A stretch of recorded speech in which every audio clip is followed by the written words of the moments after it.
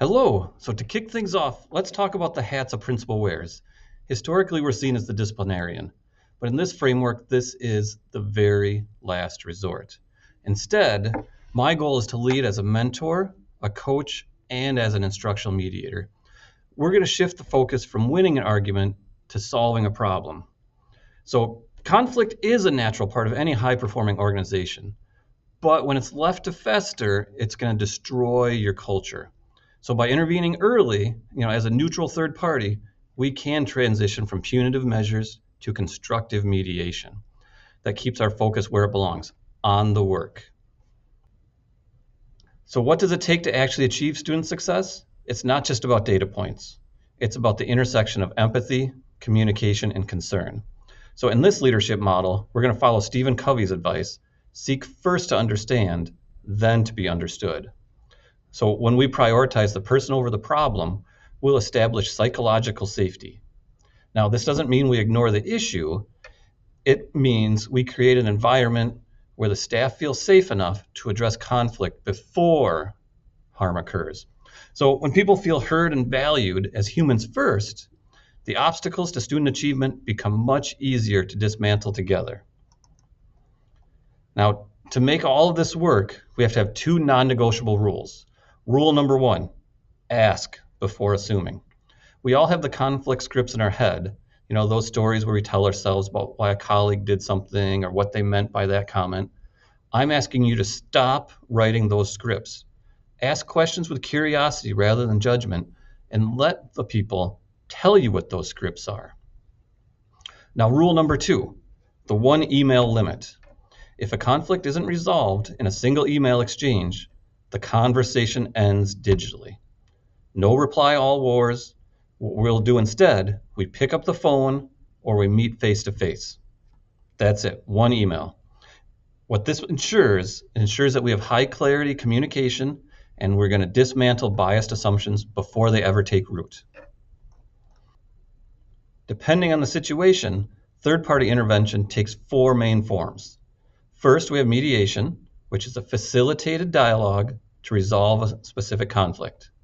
Next, coaching is going to provide individualized support to help you develop your own conflict resolution skills. Next, we have facilitation for guiding group decision-making together. And finally, arbitration, where in the one case, a neutral party will make a binding decision when an agreement can't be reached. Now, regardless of the strategy used, though, the guiding principle is Brené Brown's mantra: clear is kind, unclear is unkind. We don't do polite at the expense of honest. We will strive for the kind of clarity that allows everyone to move forward without looking over their shoulder. In many schools, data and feedback are used as a hammer, something to punish or put people in their place. Under this model, we will view data as a flashlight.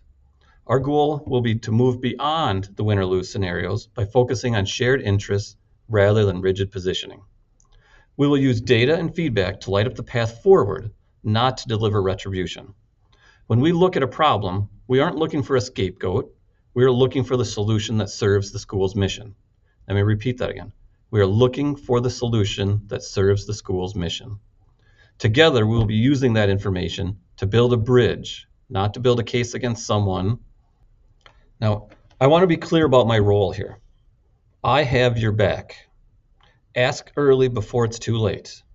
It is significantly easier for me to step in as a mediator and then step aside once the path is clear again than it is for me to get involved after a situation has reached a breaking point.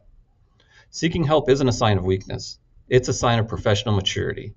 Whether you are right or wrong in a specific situation, I will provide unconditional support through the process of resolution.